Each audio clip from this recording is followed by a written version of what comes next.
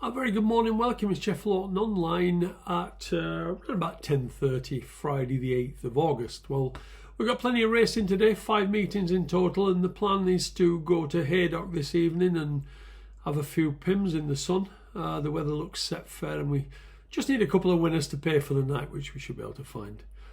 Now, I did get a little bit of stick yesterday, even though some of it was a bit light-hearted, for criticising Eddie Greatrex's ride at Brighton on the day before, and also mentioning Rab Havlin for some of his less than acceptable rides. Now, I don't want to come on here and criticise jockeys. We can all ride well when we're stood in the stands. In fact, when we're watching racing, we're probably the best jockeys in the country. And let me tell you, nobody rides better than me in the last furlong, and I haven't sat on a horse for 30 years, but I've ruined a few good chairs going for the line. But when you're paid to do a job, just do it to the best of your ability. And if your ability isn't good enough, then you shouldn't be riding these thoroughbreds. Have you noticed that jockeys like a Sheen Murphy, at any stage in any race, he's nearly always in the right position?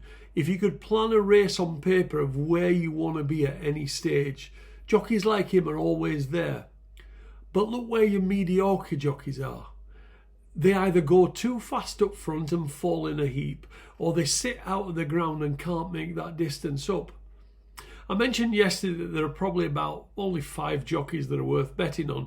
That's probably not fair. There are maybe 10 max, but there'd be about 110 were worse than average. Now, I'm not going to name either list here, but I will call them out when they screw up and lose people money because of their incompetence. I see we got the Sugar Cup tomorrow at Ascot. If you're not aware, the Sugar Cup invites the world's top jockeys to come and race in a team sport. Well, number one, racing for me has never been a team sport and never will be. Hence why I have zero interest in the Racing League or the Sugar Cup, come to that. Neither are designed for the punter, they are self-indulgent for the participants only, and I would rarely bet in either competition. But when I look through the world's top jockeys who are riding tomorrow, I'd struggle to know the British riders, let alone the international ones. Only Australia's Hugh Bowman would be in the brackets of a world-class jockey. And to be fair, if they ran it on my front lawn, I probably wouldn't even bother opening curtains to watch. That's how interested I am in it.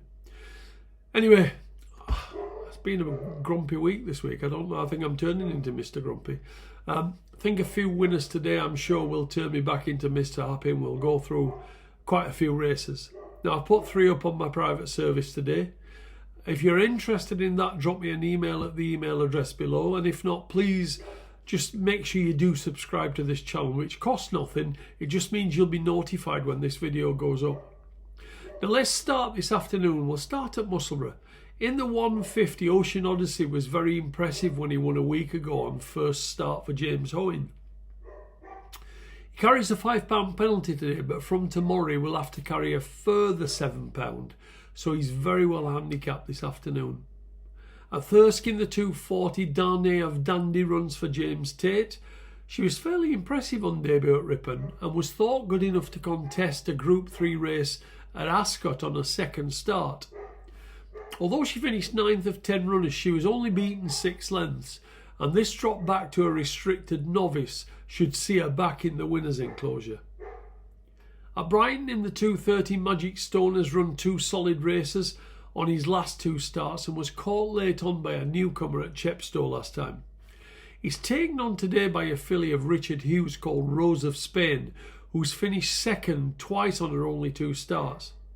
Now, I'm told, and I've been told from the day that she made her debut, that she's only moderate, and there's no reason to change my mind now. In the 435, Towerland runs for Tony Carroll. He's only run 3 times for this yard, having come from James Ferguson, and on his second start at Leicester on fast ground ran his best race yet. Now, that form would be better than anything in this race, but he disappointed last time on soft ground, and I'm prepared to give him another chance back on a fast surface. At Newmarket this evening in the 520, Godolphin run 2 horses. The favourite is Al Zanati, and I'm told that he was personally named by Sheikh Mohammed because he's supposed to be very smart. However, he can be quirky at home, whereas their other horse, Leon Elato, is more straightforward, but maybe not quite as talented. The yard do expect Alzanati to be winning this, however. In the 6:30, first time has run to a decent level in his 3 starts, but that level is not insurmountable today. And I'm told that Roger Varian's Blue Point colt, Guardman, is well above average and expected to win on debut. Finally, over at Haydock, where, as I said earlier, I'm going to be going this evening, the 540 is only a 3-horse race. I haven't had a bet, but the vibes I'm picking up for Silent Applause are not that strong, so I wouldn't be playing here. In the 650, this would look a 2-horse race on paper, with Andrew Balding's Respond and William Haggis's Mukhtalif being the 2 in question. Mukhtalif ran well enough on debut at Nottingham, but that race has not really worked out. And then for me, he stopped too quickly at Windsor on 2nd start. Now that was on soft ground, and that could have been the reason, but I haven't been impressed with him so far yet. Whereas Respond has made steady progress on his 3 starts and ran 2nd last time in a decent Sandown maiden, where the winner has a mark of 88. He was looking to make his run up the rails when he was badly hampered. Now, he wouldn't have beaten the winner, but he would certainly have given him a race, and he'd be my preferred in that race. In the 7:25, Benny Nahar of Charlie Johnson's created a good impression when he ran 13 days ago, finishing a very good 2nd. But I'm told he's missed quite a bit of work since then, and that would put me off, even though Oisin Murphy takes over from a £7 claimer.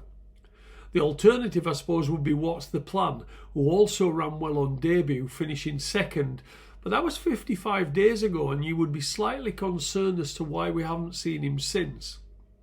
In the 8 o'clock, Moonshine of Ed Walker's ran a cracker on debut, having been out the back early, before staying on into 3rd. That would be a good run, and the 9th horse won yesterday. The newcomer of Carl Burks, who has been well back, would need to be smart to beat him, and as I say, I don't think he will. So that's it for today. I'll be back in a similar sort of time tomorrow. Thanks very much for dropping by, and I'll speak to you soon. Thank you.